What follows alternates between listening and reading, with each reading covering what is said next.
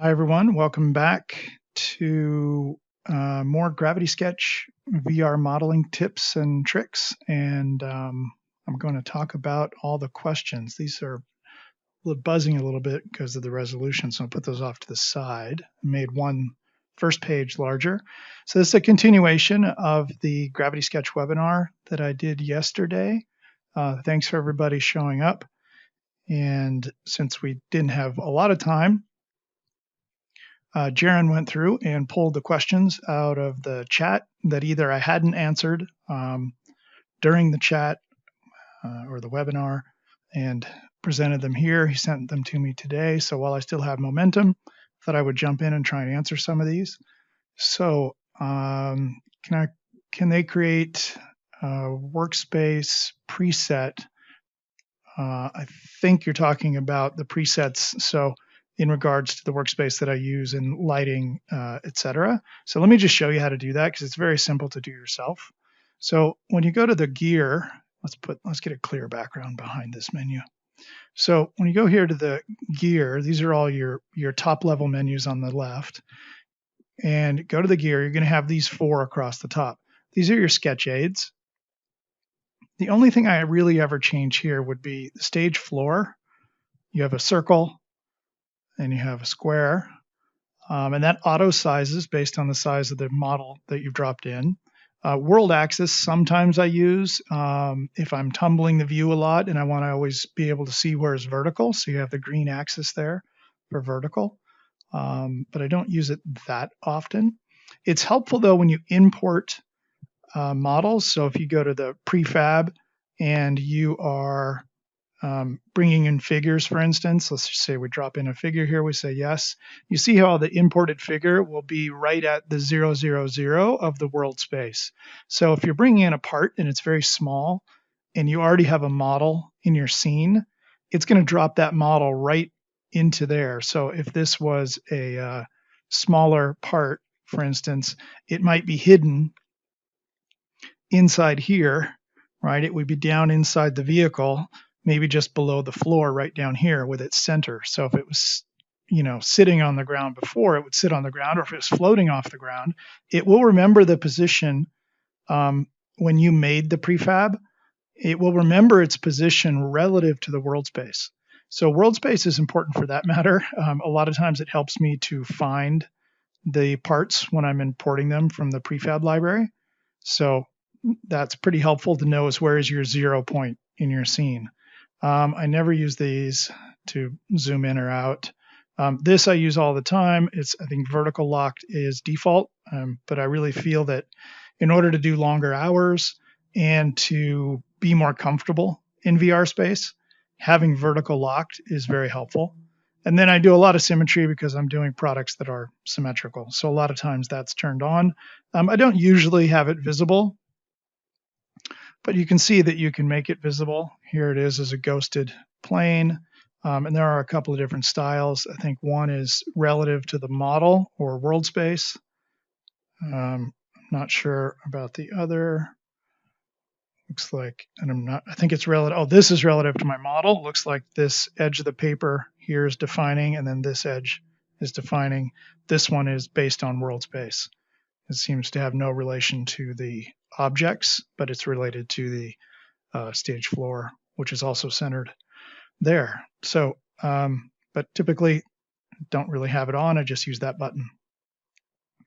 Okay, surface contours, I usually, all the rest I leave default. This is a pretty nice one though, if you want to start moving an object in a different axis. So if it's off, smart move, you won't be able to constrain the direction you're moving an object. Here's the default, which is XYZ.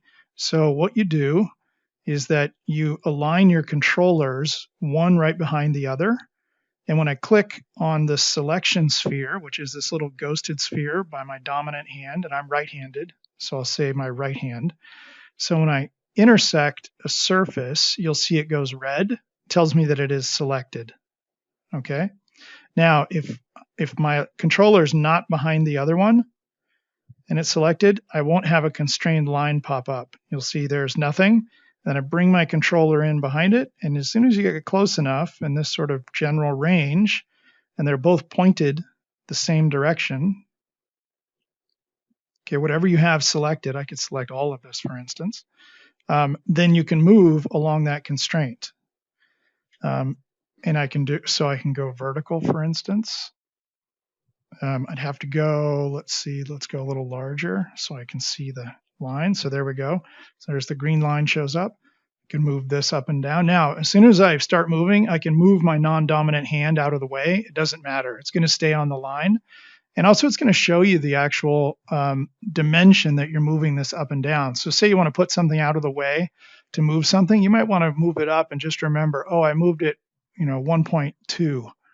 And then when you go to move it back, right, you can go down 1.2. And there we go. You don't even have to eyeball it. You can just use the numbers. So that's pretty convenient. So the constraints I use all the time. And you'll just get used to aligning your model, and boom, you can get the constraint. And then align the model, boom, there's the constraint. And there it is again. So it becomes really second nature. And that's probably the first bit of muscle memory that you'll develop when working in Gravity Sketch. Other workspace. So that's kind of this page. So, the smart move, this is all axes. So if I want to move something diagonally, you'll see I get this gray line now that pops up, and I can aim the gray line, right, to move something off axis that's not lined up with the XYZ. Okay. And then the back button is the red arrow.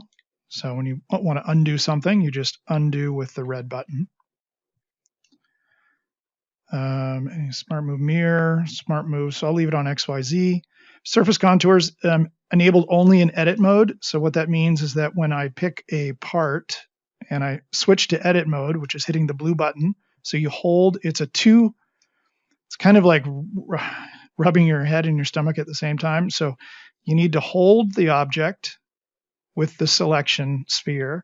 Then you press the blue edit button. And when you do that, it will snap back to its original position. So don't worry when you grab and select something and you hit the inside grab. Let's do that again. So I'm selected here because the sphere is on it. Now I have to hit the inside trigger on my right hand, my dominant hand, okay, in order to grab it. Right? And that's going to become second nature. That's how you grab and manipulate parts in space. Now to edit while holding it, before you let go of the inside button, hit the blue button on your left or non-dominant hand, and that will switch you to edit mode. Once you're in edit mode, then you'll see all the vertices that make up that geometry, and then selecting and moving them is exactly the same as selecting and moving the part. You select it with the selection sphere, grab it, inside trigger, and move. Okay. We can also move these with the constraints. So there I can move vertically constrained. I can move forward and back, right? And of course I can move in and out. And then I can undo each of those by hitting the red button. Okay. If you want to switch, we'll wait on the switching that. Sub D I showed yesterday. I had to turn that on and off quite a bit. Okay, workspace. So that's it for number one. Grid density does exactly what it says. If you want to turn on the grid, you hit this button, which I use occasionally, especially for architecture and things that really need to be XYZ aligned to the world space. You'll see if I draw there, it'll snap between points. That's the on-off for that. Grid density is exactly that. The higher up you go, the smaller the grid gets. Pretty much do nothing on this one. I leave it all default. Here's where you can change your units to inches versus metric. This one, workspace, which I guess was probably technically the question up there. Workspace, here's your preset, which is just this gray top straight down lighting. If you want to change the lighting, and you start in this preset, you just grab the flashlight with your selection sphere, pull it off, okay? And you can position it wherever you like. Now you'll see that the light is actually independent of the world space. So what it means is that this light is like it's acting like it's in a virtual room, right, and staying fixed. And we're actually manipulating the model relative to the light. Okay, so then the model includes that piece of paper over there, the whole scene. If you don't want that, and you want to feel like you're moving the camera and not the model, grab the light, position it wherever you want relative to the object, then hit this little anchor, hit the blue button on your left hand. Boom. Okay, now you'll see that the light is actually moving. And the way it's easier to look at this is not that it's pivoting or anything. Just look at the shadow. Right now I'm moving the model. The shadow is not moving on the ground, which means the light is staying the same angle relative to our model. And so now it feels like I'm moving the camera. I'm not moving the light.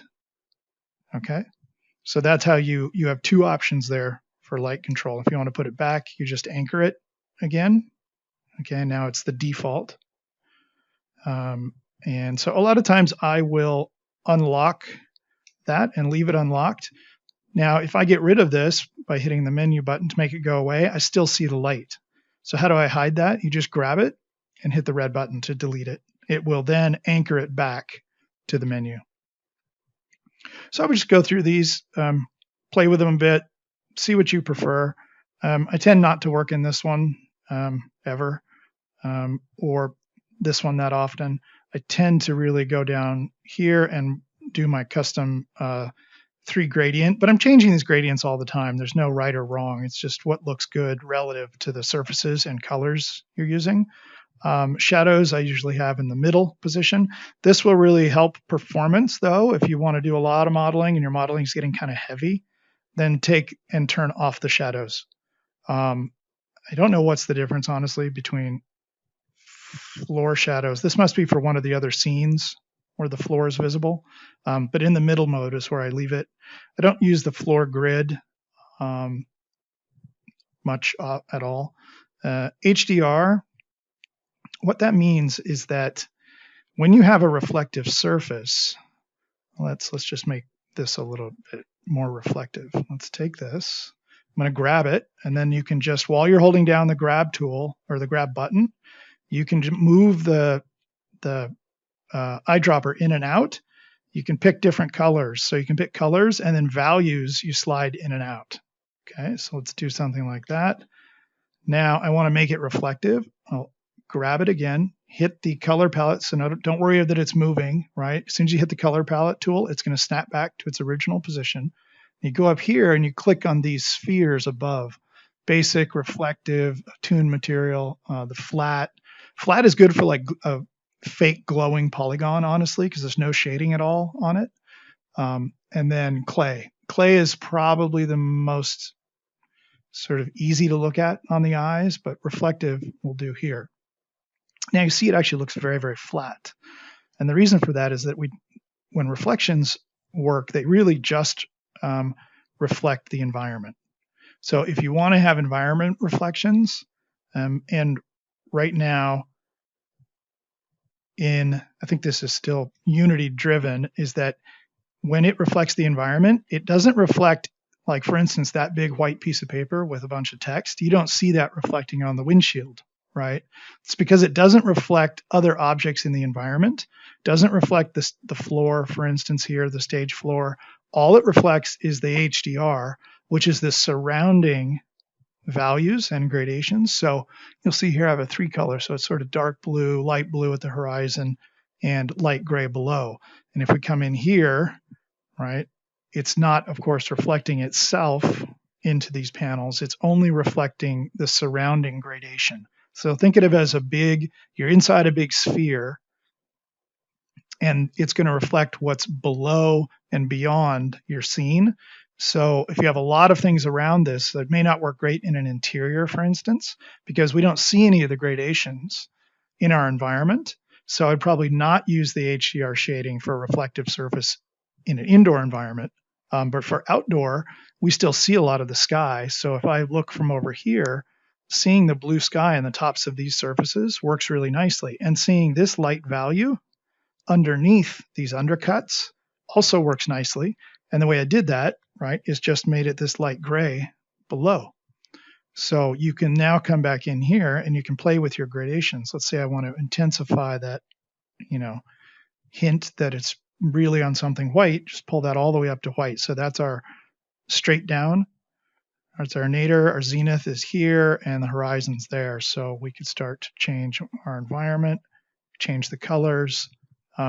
If you really want to see the reflective surface more easily, then increase the contrast of your 3 different values here. So I could, for instance, make this white, but then I won't have much contrast at all, of course, between the horizon and down below. And then if I switch this to black, okay, now you'll see I'm starting to get nice contrast between the horizon and straight down is black.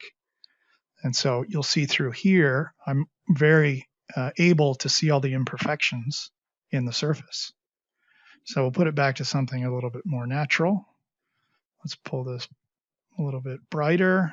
Let's take this, make it a little bright horizon. Let's take this, make it even a little bit darker blue.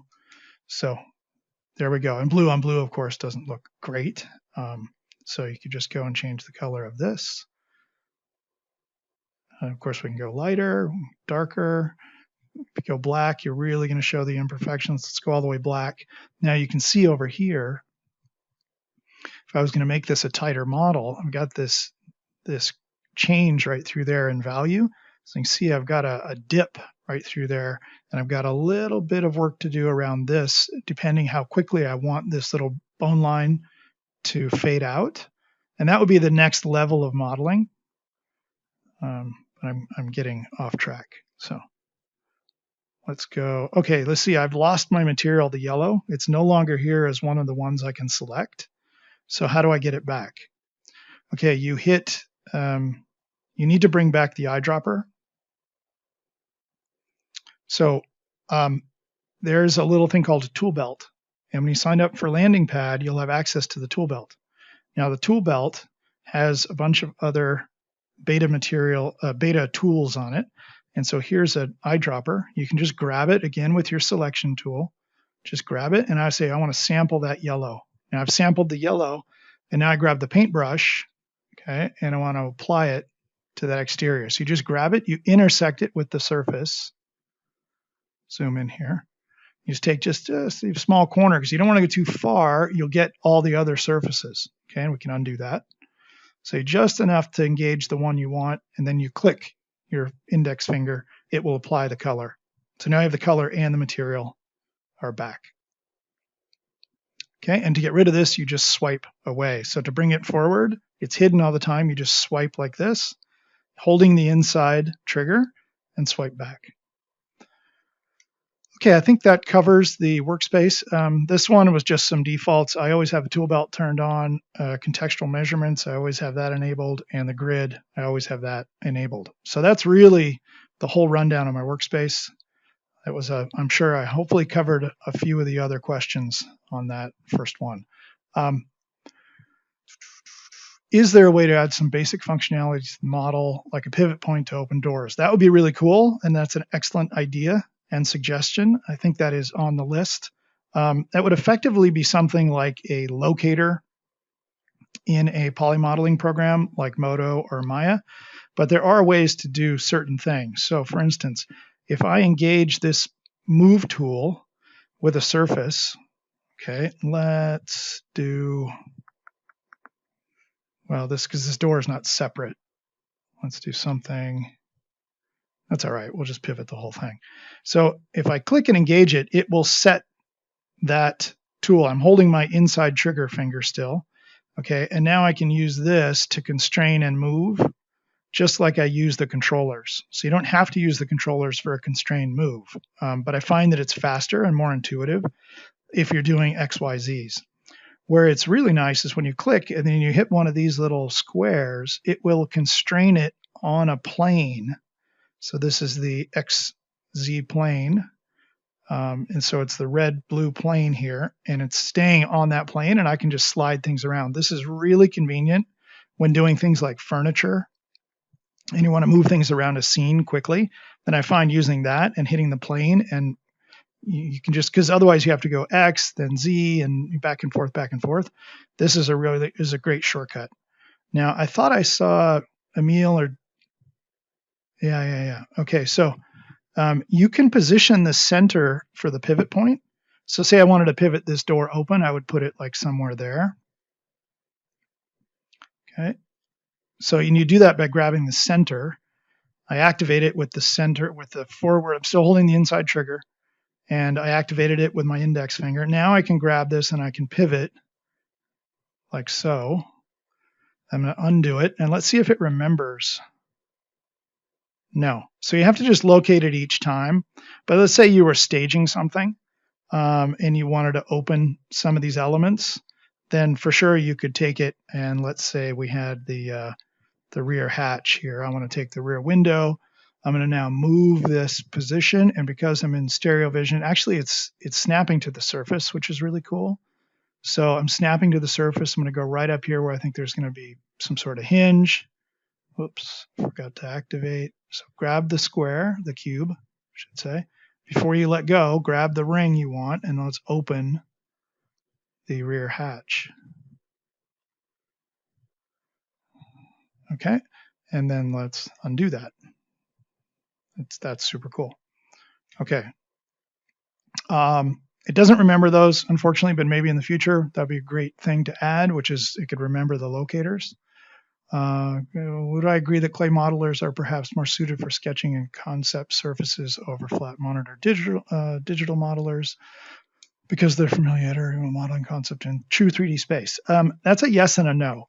So they're going to be really used to, because I've done a lot of clay modeling in the past as well, and I think where a clay modeler will have an advantage or be more familiar, let's say, is in sighting a line. And so what I mean by that is that you can see that this window has got some problems in the surface right through here. See a little gradation change? That's a wobble. That's going to give you a really poor reflection when we go into the next step into a sub-D poly modeling program. And so you'd be like, well, how do I fix that? How do I know where that's wrong? It's so subtle, right? So, but if you know how to sight the surface, and what I mean by that, sighting a surface is usually getting your line of sight. Let's look at the windshield compared to the top header here, is when you get your line of sight parallel to the surface, and then you start just moving the surface a little bit, and you can start to see little dips and hollows where you need to fix those surfaces. And it's much easier to see in a reflective surface. Let's take the glass, let's make it totally opaque. Okay, and now I can see that there are definitely some wobbles in there. Now, part of the wobbles could be because we don't have enough geometry. So I may not have enough resolution to give me a nice smooth shape. Or I may have the resolution, but I have the wrong topology. And so I have a lot of really long lines here, but I don't really have enough lines maybe going the other way. Also, this window is a little tricky because it's twisting, and that's really kind of a no-no to control the reflection through there. So I probably have to constrain that somehow and say, well, I want to keep this angle at the A-pillar and then run that back. So I might need to pull out this back corner a little bit to make that plane a little bit more consistent. And you can see the back corner is dipping inward through here. And if I adjusted that to improve the quality of that surface, then I want to come back after that and maybe readjust this break line because you can see now it's climbing up through here. So I'd say sighting lines is probably where 3D modelers from a traditional modeling standpoint have an advantage. Where they probably have a disadvantage is that a lot of the lines here are generated, or surfaces are generated from my drawing, right? Which is all about edges. So in traditional modeling, you can't just draw with an edge in space, right? We don't have the ability, right, to just do this. Let me make that a little bit bigger. Diameter, stroke, adjustment. Let's just make it dark. Okay, so there. The only way you get to see a line on a traditional model is that first I would have to have made a surface that was perfect, Then I could take a knife, for instance, and I could draw, or a piece of tape, and I could tape a line or draw a line, and then I could start modeling this surface across the top. Say I had extra material, or I need to have extra material, and then I can bring that surface back down to create this edge. But I never get to see the edge first. I have to have the surface first. Then I get to draw the line. Then I work back to the line. This is different in that you can float all these lines, right, in perspective first.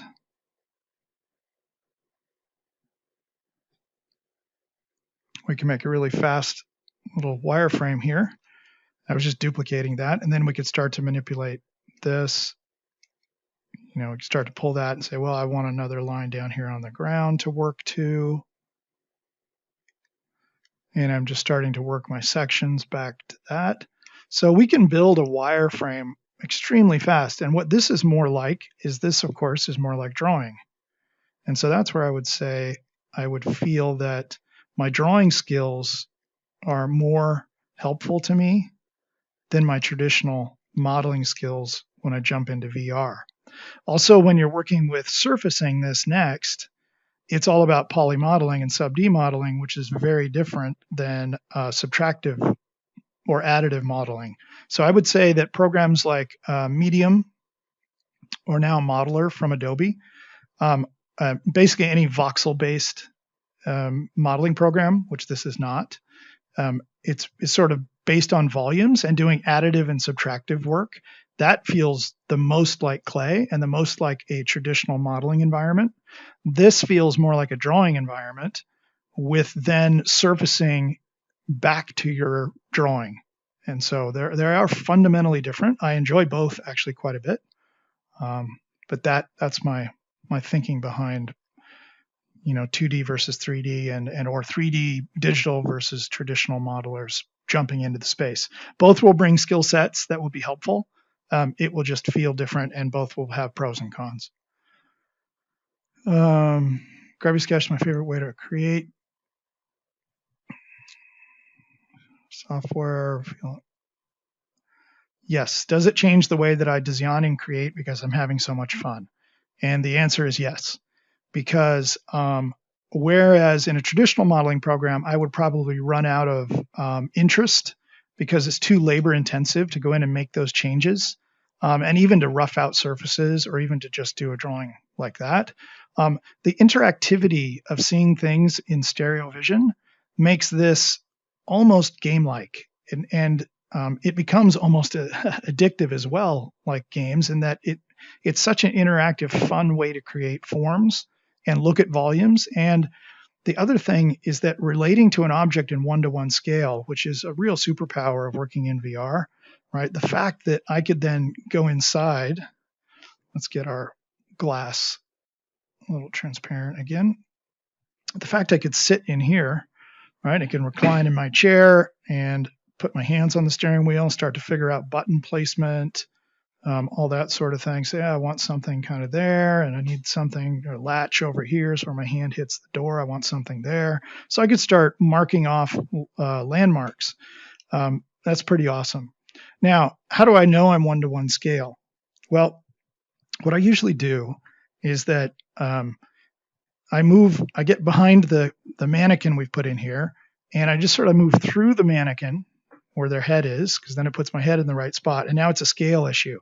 And so what I do is I look down, and I actually reach down and touch my elbow until it looks like my controller, right, is touching that elbow. And then I look up and I touch my wrist and I see, oh, is the arm the right length? And it's a little bit long here. So see where the controller takes the place of the steering wheel.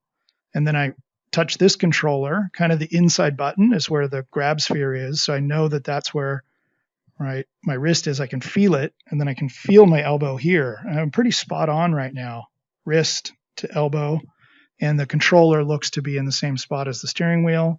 My arms can reach it. I look down, right? Okay, that's pretty close. So maybe a little bit high. Check our eye level here. Yeah, somewhere right about there, probably.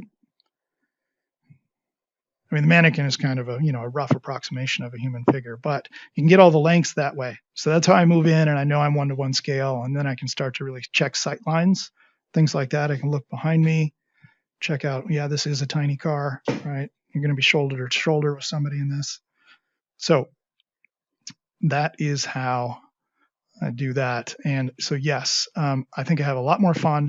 It means I spend more time making models and realizing designs, whereas I might lose interest in another modeling program. Okay, next question. The main thing that I don't know, if it's possible to do in Gravity Sketch, is it possible to grab vertices and edges individually within the shapes or splines after putting them in the model? Yes, very much so. So let's grab this. We'll edit this entire side body. I'll switch to my control mesh mode. Makes it a little easier to see. And you can grab any of these and move those points. Of course, you can also constrain them. So there it is, a vertical constraint, horizontal, front to back. And see, it's become muscle memory for me. It's quite simple to just grab and move those around. You can start to control the fillet through here, maybe smooth out that wobble we saw earlier. And I can grab a line individually, or if I turn on this constraint, this auto select loops, you'll see it'll grab the entire line, and I can move an entire line constrained. Right? You can also do the same with faces. So if you look at the little pyramid here, the blue pyramid on my right hand, if I hit the right thumb joystick and I toggle it right, I will cycle through the different modes. So here everything is available. So I could pick a face. I could pick a face like this. I could pick an individual line. I can pick a vertice here, a vertex, or I can do a pair. You can do as many as you like, right? You also have a soft move, which I'll talk about in a minute. So anyway, there's everything that is points only. So it'll only grab the points, no longer the lines or the faces. This is lines only. And then this is faces only. So it won't grab the points. It'll only do the faces. And so we'll go back to everything. Now you'll see that my selection sphere here has a little ghost image around it. When you see nothing in the middle, it's a full ghost, then it'll grab and move everything at the same rate. Okay, so see those all move the same amount. Now, if I hold my inside trigger and I use my joystick up and down, I can actually change the amount of pull that's going to happen. So now I have a soft pull, and I'm going to constrain this. And now you'll see where the center I'm grabbing is going to move more than the sides of the sphere. So that's if you wanted to do a sort of a gross move to an area, meaning a large move here, but I didn't want to influence the rest of it, or I wanted it to have like there was just a dip, or you wanted to create a bump, and you wanted to do it in a smooth fashion, right? Then I could influence, say, just this part of the break line here. Let's switch it over like that. You can see the sub D. So I have a nice smooth transition. Let's undo that, and let's go back to the hard selection. Let's go to the same area. And if I pulled all of those, you'll see now it just pulls straight out equally. Now, of course, it's still a nice smooth transition because it's in sub D mode. But so that answers that one. The answer is yes. You can grab them individually. You can grab them however you like. There are some limitations, right? Because you're still limited to the grab sphere and how it engages. You can't change yet the sphere into a cube, for instance. How do I approach panel lines in 3D? Okay, so panel lines, oops, looks like I've got a little bit of something to fix there. Let's just go fix that. So let's turn off that. Looks like I've added a little extra row somewhere along the line of polygons. So I could choose to delete those. So what I'm looking at here is, you see that little step right there? I've got more than I need or not enough below. So it's a good opportunity to expand on this. So let's go in here. Ideally, we'll probably go to this mode, to see what's going on with these surfaces. I might have moved it accidentally. So I probably want to adjust that. Now we can see that gap. I'm going to grab just the line. I'm going to pull it, and I'm going to grab the inside trigger to extrude.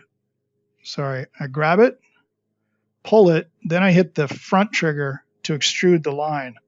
Now I'm just going to snap the vertex back over to the other one, and I'll go down here, and we're adding another row of polygons. So I'm just going to close up this gap a little bit, and then I'm going to extend this one down.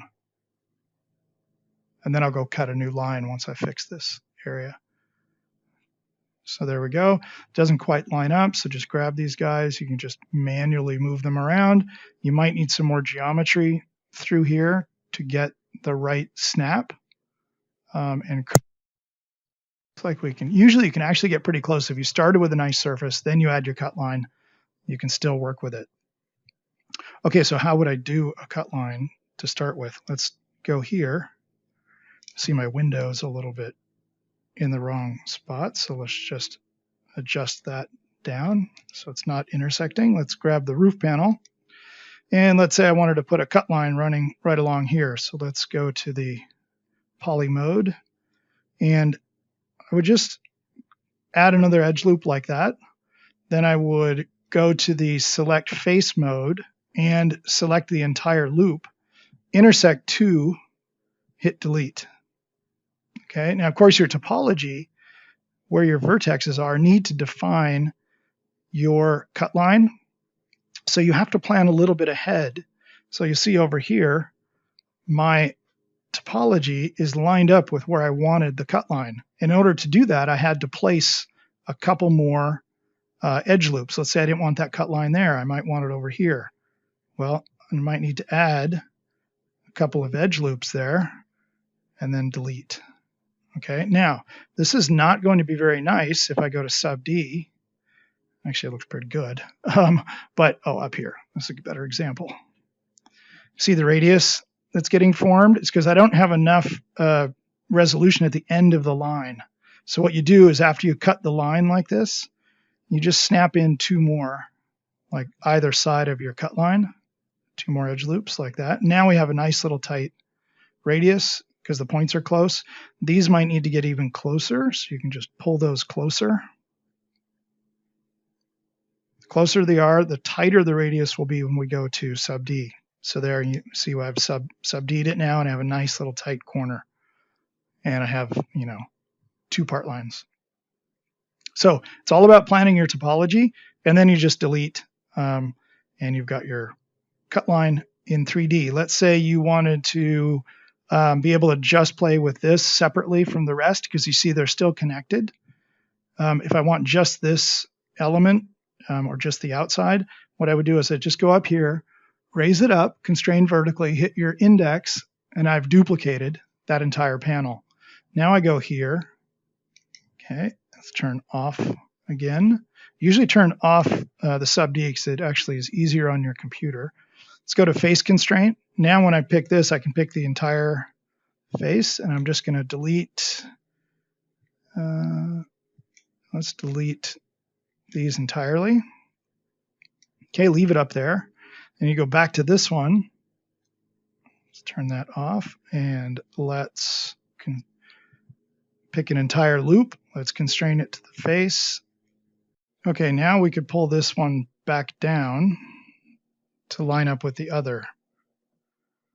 Okay, and that gives me control when I edit. Now I can edit just this strip.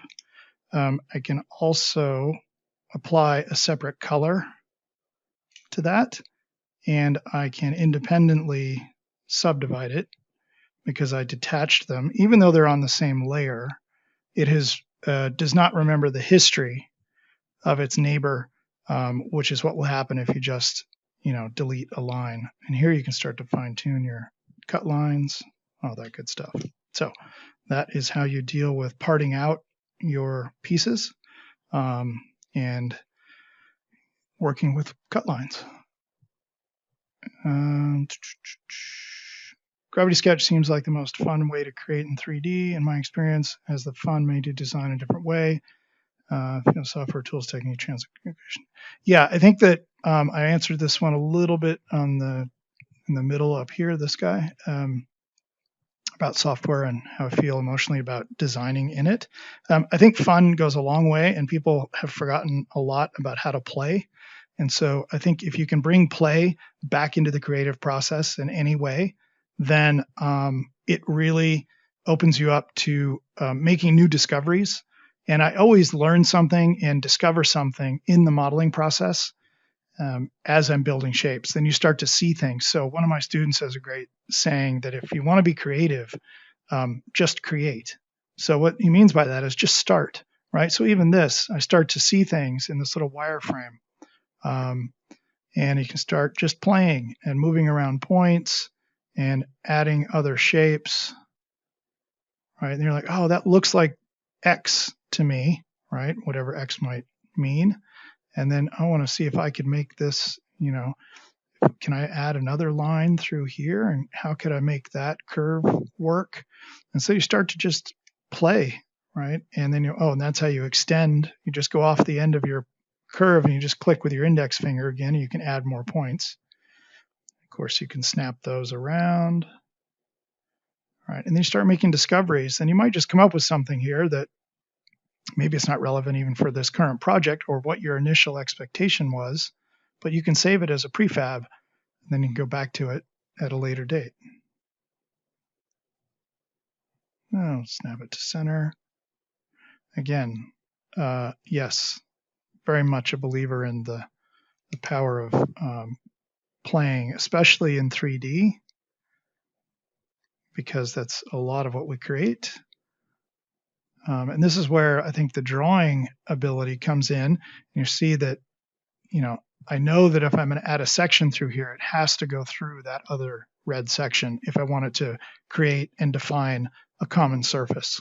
So and you will see that little peak that's starting to show up when I get further away. So bing, bing, right? When you get too far away, the splines will become faceted and get simplified. You'll see that happening to more of them.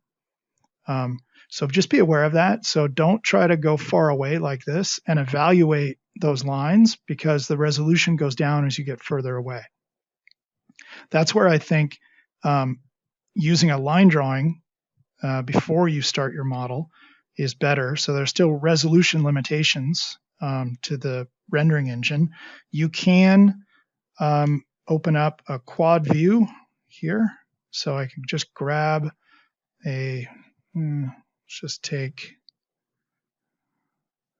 let's take this view right here. Okay, so that's the view from behind. There we go. So I could just float this in the space, and then as I make changes, the way you have to do it is just like the light, you have to unanchor it. Or does it only? I thought there was a way to unanchor that. Anyway, when I make changes here in the model, like so, you see them changing over there in the draft view. The problem with that for me is that it's too low res, right? I can't actually get a distance view and put it far away and then see it and make my changes, which I have to do closer here and see the change there. So, and even if I bring this closer, right, it's very low res. And so it's difficult to use. So I haven't found that being super helpful yet. If you want to undo this edit, you're hitting the back button, it's not working. You have to select it, and then you can undo the edit. Okay, you need to be back in the edit mode where you created the problem in order to fix the problem. Unless it was just moving apart. If you're moving apart, you're not in edit mode, you can go back on that. But if I moved it in edit mode, I need to go back into edit mode to undo the move. All right, well, that was pretty long-winded, but there you go. One page done. I'm obviously going a little bit deeper because some of these things warrant that. So let's bring in the next. I had a hard time getting dimensions and sizes right. Any tools for making sure things are sized correctly? Okay, what I tend to use are two things. Three things, actually. You can use the prefab library. And so let's say I could make a cube let's just do that. Let's turn on the grid. Let's go here. We're going to select a cube. Just put it in subdivision mode. Might be easier to adjust. I'm going to go back here. I'm going to turn on the grid. 20 centimeters. And we don't really need to mirror it. Let's see, I don't think we need anything else. Let's just zoom in here. I can now see the grid points starting to show up. And let's see, there's my cube. So I just made a 20 centimeter cube. All right, so if you, and then you could change your grid densities here, 5, 10, 20. I can turn off the grid now if I wanted to make it any other size cube. I could also do that. But I think this is one way to do it. So you could bring in a constraint from another 3D program as an OBJ. It will remember the true scale of it. Or you could use the grid, which says 20 centimeters. You can check it with a tape measure. So there's a tape measure on the tool belt, the far right. So if I knew the wheel dimension here, the diameter, I could check it against with the tape measure. So I use either the tape measure to measure out a couple of elements to start with. So set your proportions from the beginning. Like I might set a cube as my proportional guide throughout the entire build. But usually I use the human scale. I think I mentioned this a little bit in my webinar yesterday. It's 166 centimeters tall. So you could scale and say, well, I want to do something that's a little bit taller person, more, a little bit larger percentile to fit more people, let's say. So I want to build with a bigger figure, knowing that I have more interior space to work with. Then you could bring up your tape measure. You can measure the height of this person. Right now, this person's about 6 feet tall. So there we go. So that now I have a 6-footer. You could say, okay, well, I have a 6-foot person. I want to now save that as a prefab.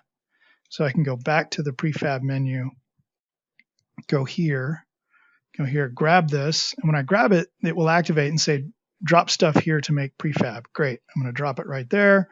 I'm going to call this, clear that, 6-foot guy, and done. All right. So now if I go through here, eventually I will find, see I have a bunch of prefabs. I will go through here and I'll find my 6-foot guy. It's alphabetical, but I don't know where 6 shows up. Is it at the very beginning? Or is it at the very end? Maybe it was at the very beginning. I missed it. I'm not really taking time to read. Just hoping to see the guy. There he is. He was at the very beginning. So what you do is you put your pointer, as soon as you get close, the little pointer will extend from your dominant hand. You activate that 6-foot guy. You grab it with your grab sphere. Okay. Don't just grab it and pull it in. If you do that, it's just going to be whatever the scale was here in the viewer. So obviously that's not a 6-footer. So it's not do it that way. You grab it, you put it over here to preview. When you preview, okay, it is going to show you where it is. Did it remember? It did not remember my scale. Okay, good to know. Don't do that. So it did not remember how much I scaled this when I made my prefab, because that's the one we loaded in, and when I loaded it back, it did not remember. What about the cube? Let's try that. The cube should work. It must have a built-in memory because it's a mannequin and it's posable. I bet it defaults to a different, now we know it's alphabetical. We'll just call this A. Let's load that. Let's drop it here. Yep, it says 20 centimeters. Now, where did it go? Remember I talked about earlier, it's way down inside. It's going to be at the world. No, it's actually right on top of this one because it will remember the world space. So now, unfortunately, we have 2 cubes right on top of each other.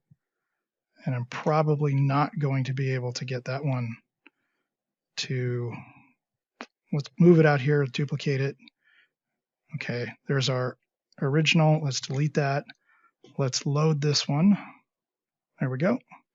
Okay, And yes, it came in. It did remember our scale. So I would assume that it's okay for parts that you create or parts that come in via OBJ from another app, but the mannequin seems to have a memory for its original size. So just be warned. But easy enough to scale. Looks like our mannequin guy is about 5'5" maybe. Okay, let's get rid of those. Get rid of the cubes. Is there a way to snap objects to another object's surface? Not objects that I know of. So maybe let's bring back the cube. So if I go here to edit, it's going to allow me to edit the points on it, but I don't think it will allow me to edit, like you can't set a center to the bounding box bottom of this yet, and then put it over here on the roof and have it snap to that. I don't believe that works. You can snap the surface to that, no problem, but it's going to be modifying the shape of this red cube, for instance. It's not going to be pulling all the other surfaces with it. Not yet. That would be a great constraint to have. Computer hardware GPU is required. I mean, that's a good technical question on the Discord for Shay, and Jaren can definitely answer that about what's the minimum. I don't know what the minimum is. I think you definitely having one good video card is the key. So you can run with but I think you can go all the way down to like a 1080. But if you're on a Quest 2, it's full standalone. You don't even need a PC. So, and you can send all your models to the cloud. Should you want to load them later onto a PC, but you don't, it's not even required. But if you want to do the heavier compute with the cast shadows, the reflections, all that good stuff, the full, all the full capabilities, I think one good video card is enough. But yeah, check with Gravity Sketch, ask on the Discord. Somebody should give you the specs for that. I'm running my headset, by the way, off of one dedicated RTX 2080 Ti from NVIDIA. And I have 3 in my machine, one of which has just gone down. So I have now 2, but one is running now, one monitor. And the other one, I always have a dedicated card just for the headset because I get the best performance. Doesn't overheat, the fan never kicks on, stays nice and quiet. Is there a Slack or Discord community? Yes, I know there is a Discord. I don't know about the others. Coming from sculpting with ZBrush or Medium VR, it feels very slow to do concepts with Gravity Sketch. So I need to see tips to explore forms faster. Yeah, I've done a lot of work in Medium as well, less so in ZBrush. I have done that sort of modeling on Nomad Sculpt and Forger on an iPad Pro, and those have been really fun to use. I would say that those two, that type of modeling, super high res mesh modeling, which is ZBrush, or the voxel based modeling, which is Medium, and also now Modeler from Adobe. And also there are others that exist in VR, but that is the most similar to Clay because it's additive and subtractive, and you start with volumes, right? So you're just building out big volumes. Where it gets to be very difficult to do something fast in those types of models are to do controlled surfaces. So I know to do something like this panel, or even this panel through here, with controlled radiuses and fillets and really nice surfacing, I don't think I could actually build that to that level in Medium, for instance. So, it's kind of can't really happen, honestly. So they're very different.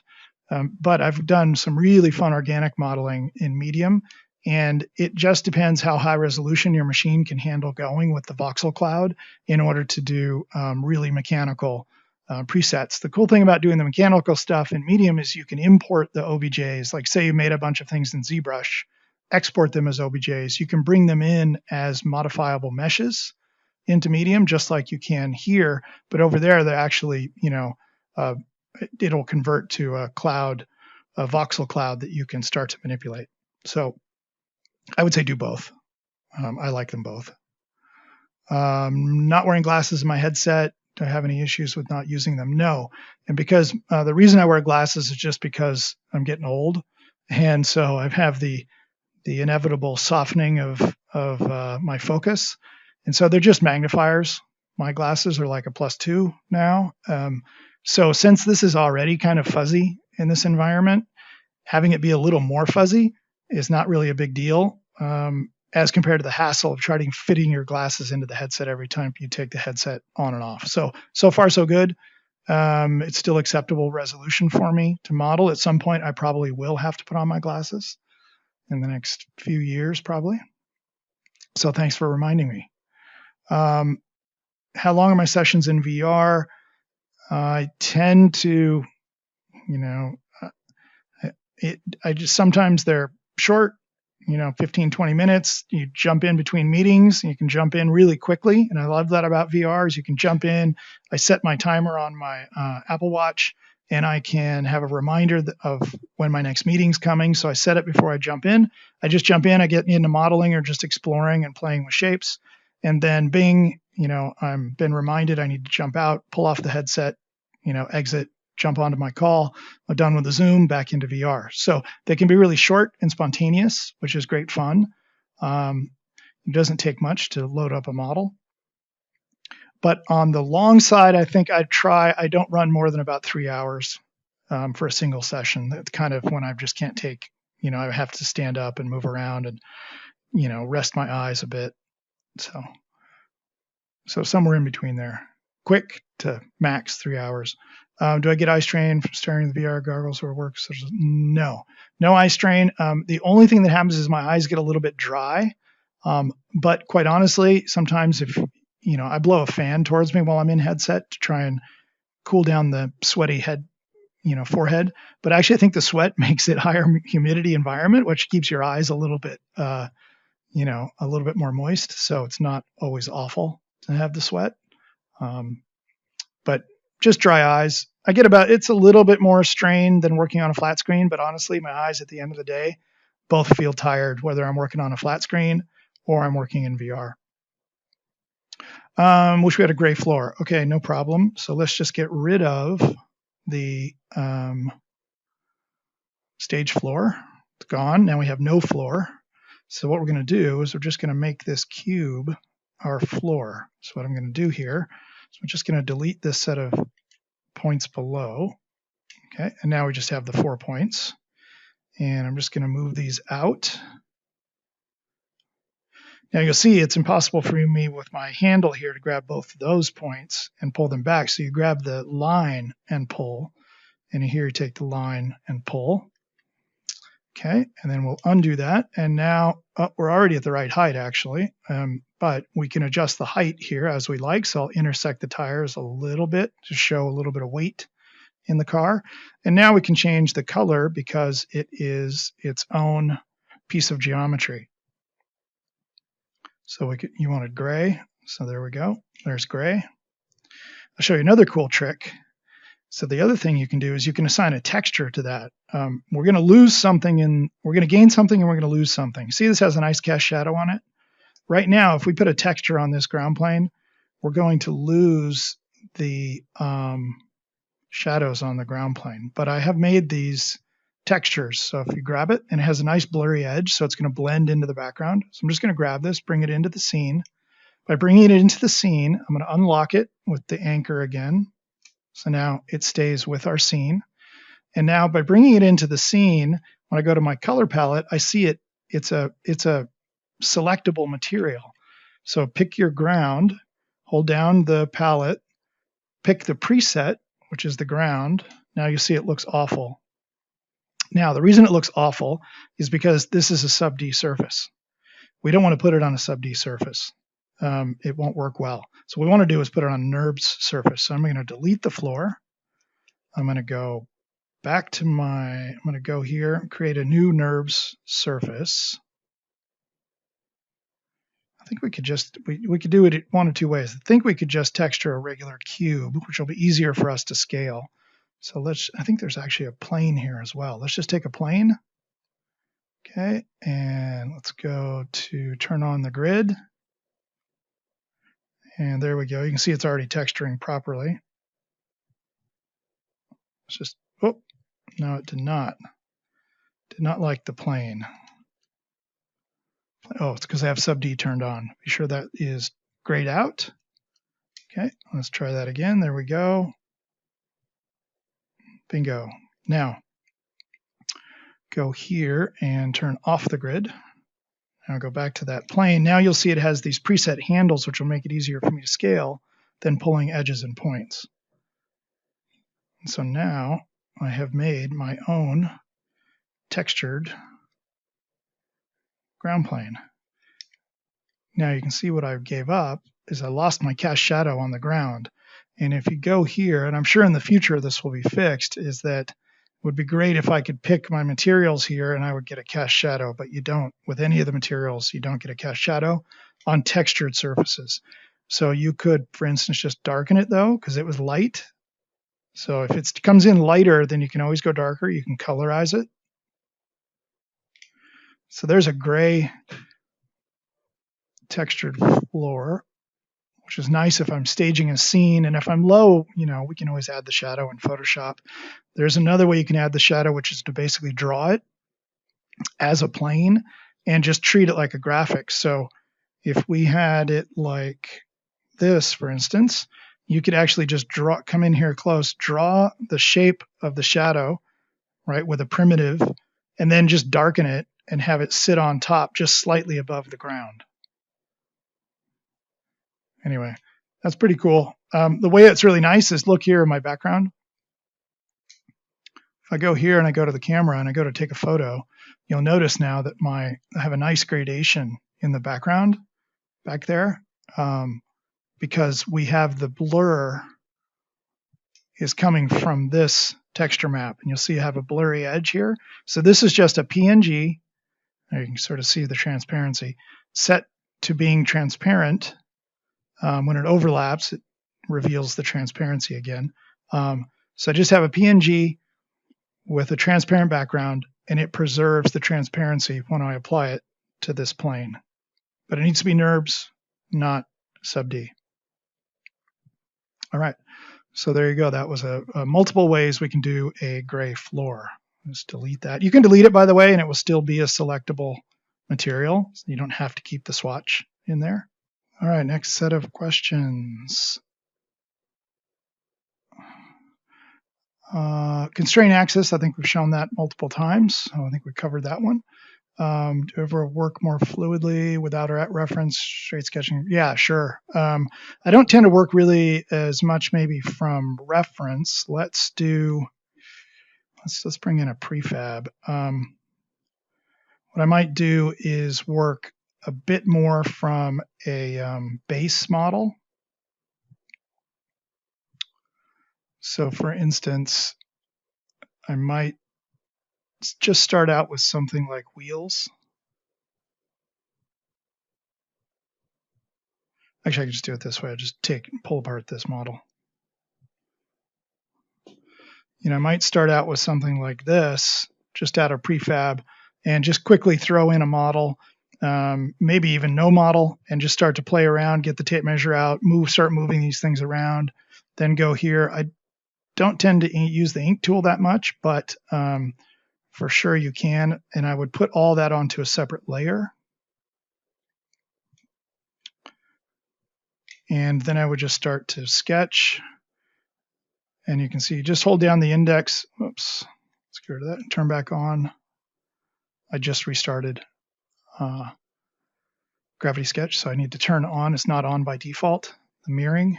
So yeah, you can just start to sketch some planes. And what's nice is you just grab them, move them around. Maybe there's some sort of side scoop here. Some sort of fender line, something like that. Maybe a front cowl back into there. I have tapering, you'll see, set here. If you want to get rid of the taper, you can just delete a couple of those, pull that over. You want to keep the taper over here, and then you can just edit and move those around. Let's do some sort of a center line. Doesn't matter if it's not on center, just hit it to edit, and then just constrain and pull those points, and they'll snap together. So there we have our constrained center line. If you want to edit the stroke profile, you can do that here. Make it square, diamond shape. So there it's round. We can change the size of it. All right, we can turn off the end caps. It's mirrored, that sort of thing. Of course, we can edit as well. So we could leave a little header right up there, maybe stretch the tail back here. Obviously, the more you know about the anatomy of something, the more precise this will be, and you can start to delete points if you have too many. And it's adding little bumps. So I always work with as few points as possible. And oops. So you have to hold down the index. See, I'm not very used to doing this tool. I'm more used to the point drawing, but we can put in a door opening here, for instance. Start to play with that. I mean, I don't want that one. I like to move, two, multiples at a time. Works well. There is a way you can apply weight to this. You can use your right joystick to change size. If you go left and right, it will change size. If you go forward and backward, it will change weight. So here you can see I'm sort of making it attracted to this point. So without having to do 3 points, I can make a hard little corner. If I go the other way, it's like it's repelling away from this corner, and it will give more tension here and here, and it'll turn this more into a straight line. So that's a way to really fast, really quickly do a, and then if you want to add a little taper, you can just do it there with your thumbstick. So for sure you can do that. I mean, it's really, really fun. And you just start moving all these elements around. You can also use volumes. So that's another way. So I would start here. We can go a little bit larger. You can constrain that with planar constraints, but I could just start here and say, well, I want this shape to do something like that. And let's do some sort of side body thing here. And let's just do a big volume and not worry about making it transparent. There's also a nice way to sort of put it underneath your line drawing. You see Emil and Jaren do this quite a bit. And they get kind of a fake looking, line drawing, and it hides the line drawing on the other side. So when you get into here, it's sort of, you don't have to have it very close, especially if you turn off shadows. These lines won't cast shadows on that. So if I change the base material to a flat material, and I just made it yellow, let's go back to flat. So there it's a flat material. And now there's no shadows on it. And it's going to look, and then if you made that the same color as your ground, like so, now we just see the line drawing, right? And this blends in with the ground. So now it really starts to look like a sketch that you might have drawn. And then you can just take a snapshot and start working over the top. So yes, for sure, you can do however you like to work. There's lots and lots of ways to create volumes and shapes and lines. How do you set up the foundation with the idea of a better surface quality further in the modeling process? Okay, that's really about having as few polygons as possible. I just deleted the floor and everything. So let me bring back the floor at least. I just want to get these out of the way. Just delete that. Okay. All right, so if we look at the topology here, it's really simple, right? So what you want to do is use as few polygons as possible. The more polygons I start to put in, the more ripples and tension I start to create in the surface. So you only want to put them where you need them. So I know I need a radius here that's really tight, so there's 2 that are right next to each other. Here I want it even tighter, so there are 3 edge loops next to each other. Here a little softer, so there's 2. I have the minimum amount I need through here for this corner. Might even be able to get rid of that one. This one right here, this loop, but I probably need it at the back inside. So, these loops are helping me to hold this front edge. These guys that go to the back are helping me hold the corner inside. So I could have compressed them, consolidated, but this is not too many for a corner, especially because you can grab and manipulate them all at once. So it may look like there's a lot going on there, but there's really not that much. But what you want to avoid is like, something like this. This won't ruin it because they're all added on a straight line. But if I start to want to change something here, I'm going to get this little ripple through there, and then I'm going to be chasing it. It's going to be difficult for me to, readjust that and get rid of. Now I have lots and lots of points that can create all these little ripples down that surface. So you want to go in here and only use what you need. So I'm just taking, I'm going to delete those. So I'd say that's the way you plan ahead. It's all about topology. And as using as few polygons as possible, and only add the vertex points as needed.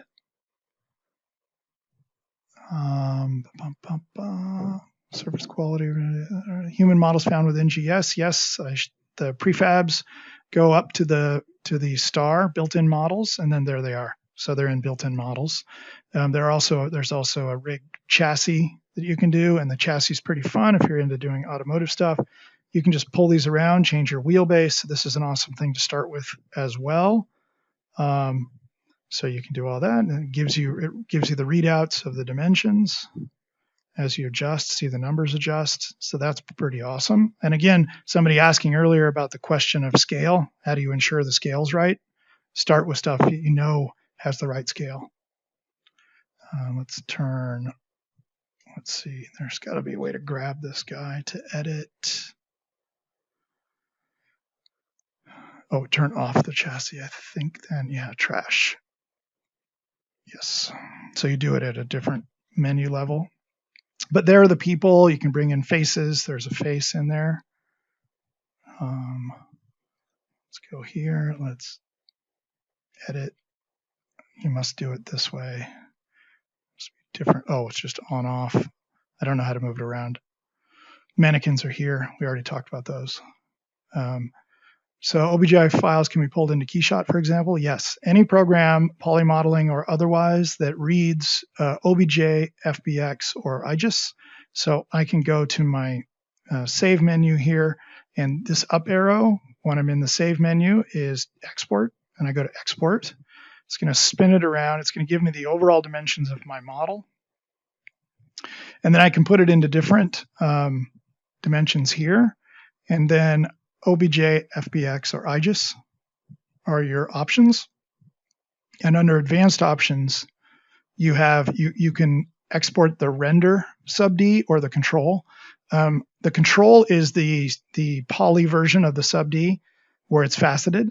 And then the sub-D is the one you have that we see right now. So for instance, if we get out of there, so you see these are all sub-D in their highest resolution mode right now. So there's two more lower resolution modes, and then there's off entirely. So I tend to use either usually the highest if my machine will handle it, or off when I'm doing most of the big movements. Okay, so if I export with the render mesh, it will export this already subdivided. I tend to export with the control mesh. So export, I tend to use just the default, which is the control, because I'm going to subdivide it in the next program, in my case, Moto, and that's going to help me to have more control of the sub-D settings in that app. So I don't need that. Okay. Let's see here. Can we have another seminar for surface building with similar details around a time here? Yes, I will try to do I'll try to do a demo where I take and basically record the building of something like this, and you'll see all the steps all the way through. But I'll leave that for a separate tutorial. In the meantime, I would defer you to James Robbins on YouTube. That's where I learned to do the sub-D surfacing, and he's got some very nice tutorials. Have I sculpted in clay? Yes. If so, did you find that this VR process provided the same sense of satisfaction? Mind-numbing speed to the changes to not. I mean, it's definitely different. I would say if you want to have the feeling of sculpting and get as close to the satisfaction of manipulating a clay surface, I would work in medium. I think that, or any voxel-based modeler is going to give you that feeling and the satisfaction to feel much more like you're manipulating clay.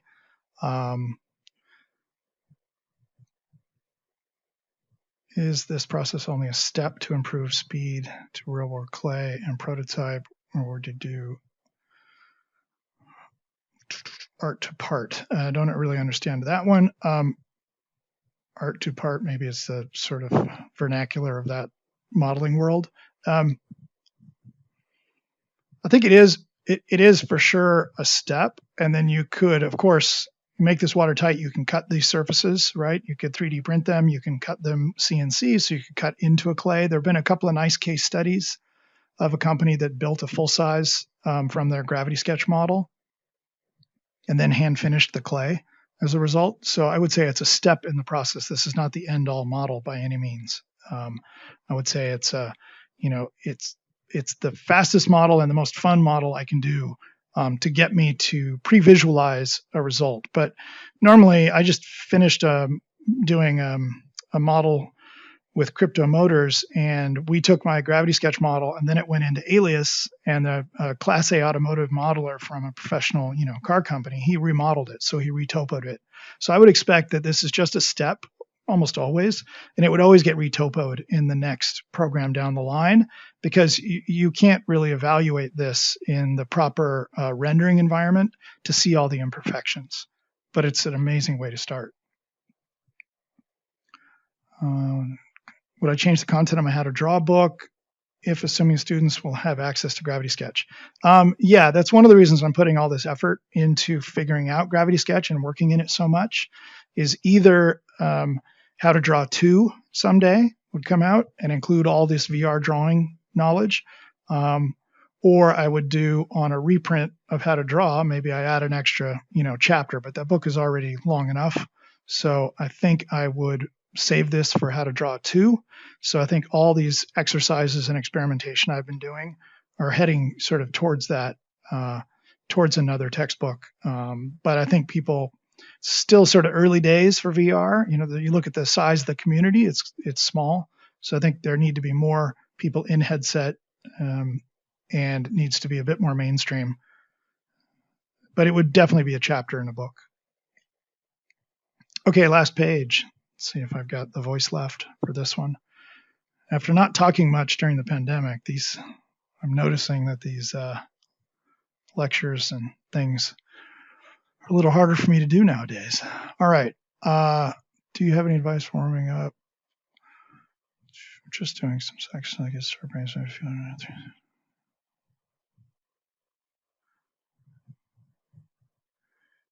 What to create, where to start. My approach to that is I totally agree with you. That I agree, if you don't have a preconceived idea, it is hard to know where to start. So what would I do in that case? Honestly, I think I might jump out onto a piece of paper with a pen or a pencil and just scruff around some ideas, because drawing on paper in 2D is still faster than working here. Yeah, you're not getting all the 3D information, but you don't need it early on. So early on, I think the exploration is fantastic in 2D and far faster and more interactive in a way and immediate than it is here.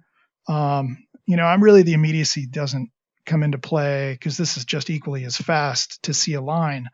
But to see the overall shape of something simply and graphically, I find that I'm better with traditional media than I am here. It's a little bit harder to evaluate in 3D space, those early graphic decisions about proportion. So I would jump on a piece of paper. If you need to find, maybe jump in and do some research. What I mean by that is do some design research, find something that inspires you, make up a fake project, look online, see who else is doing cool stuff, maybe do a variation on something like that. That's what I would do. Could you share a bit of your process in creating standard features like surfaces, like fillets, bevels, and such? I'll save that for the surfacing tutorial, but it's a lot of what I've already shown you. Any plans for VR workshops? Not yet. Not really doing stuff out in public yet because of the pandemic. But for sure at Art Center, you guys should be doing tons of gravity sketch, quick sketches. Your reference images from the side view, do you ever then pull out another viewpoint, maybe the front and back, combine the two? Yeah, you don't have to, you can work from whatever you want, but I find that I can do the front view and the rear view in Gravity Sketch. Not that this rear view is very connected to this, side body, but it's very modular in this case. This one's got a little bit more connection through some of these break lines through here. This is very much a sort of front, side, rear design, and that you have sort of like all the fascia design happening within some limited, constraints of the side body line. And even graphically, they're different colors. Of course, we could make it the same color if we want to see that. It's this one. And it totally changes the proportions and the weight and feel of the front end. So yes, whatever works, and it's not always the side view, right? If you know mostly about what you want the top view to look like, then draw the top view and bring that in and start working in that view. So you're not view constrained. And it doesn't really matter where you work. You can work here in full 3D space and work out the design that way. I have another version of this car. I've already reworked the whole nose area in another version of this one. And I did that all in VR. Usually what I do is, and I think I even have a layer here, drawing number 2. So you'll see here, drawing number 2, there are new lines that are more precise, that are the lines I use to refine the design. So I discovered this little point here in drawing number 1, right? It just started showing up through trying to do the topology through here, and then I wanted to emphasize it a bit. It wasn't in my original sketch. This was in my original sketch, but this wasn't. And then I just saw it as I was modeling. It was sort of almost a mistake. It was giving me a little shadow, and I was like, oh, I kind of like to extend that. So you'll see this red line I added is in my second line drawing. See, there it is. And I get rid of the first one. So after I block in my surfaces, then I jump in and I do sort of like line drawing number 2 is then using the surfaces as reference when I draw. And what I'm trying then to do is smooth out the surfaces using a guideline. So you'll see these guidelines, the red ones, and I also moved this door cut. The door cut used to be down here, but I thought it might look better if it aligned with this sculpted bone line here. So I sort of extended it through. And then you can see that's where the new cut line is.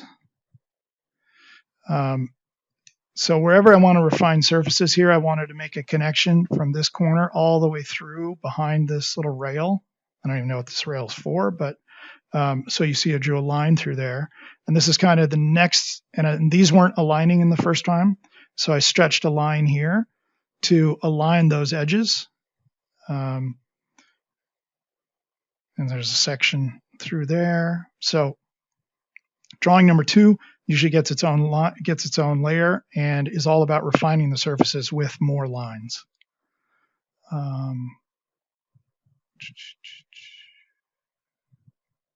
We'll be able to create with this and export to softwares like, I don't know 3D Vista, but if it reads an OBJ, an FBX, or an IGES, the answer is yes. Don't have any preparation on 2D Sketch or similar. I've just had some experience SolidWorks and Inventor for college and fun. Do I worry now or will I be okay? That's kind of a big question. I'm glad it's the last question. But 1, I think you'll be okay. 2, don't worry whether you have not worked in a program like this before. I would say in the context of CAD modeling programs, this is one of the easiest I've ever worked in. The Gravity Sketch team, the dev team, and designers have done a really nice job with the UI. Everything's really clean. You can peel off these menus, for instance. should you want to take say you're readjusting your lines all the time, you can put them around. You can leave that up in your scene, and you can be making your adjustments, switching between your tools quickly, so you can float these menus around. I don't know if there's a way to anchor that to your model view.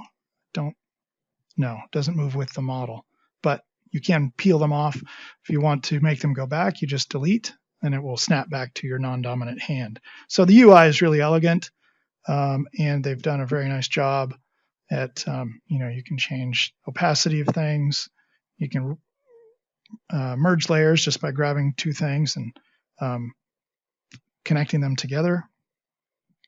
All right, I think that is the questions I had been sent by Jaron that were left on the chat that I didn't answer during the webinar. So thanks everybody for joining in. I thought it was a lot of fun. I think ultimately we had a couple thousand people that registered, so that was great. And it was super exciting to see at the very beginning when people were saying hello, to see where everybody was from, because people were from all over the world. So that was fun for me to see that people show up from all over to learn about this fun new way of working and building models and doing design work in VR. So glad you enjoyed it. Try to find somebody with a headset or some place you can try a headset. Maybe you can sneak into a Best Buy and download Gravity Sketch, put it on there, and give it a try in the store, worst case.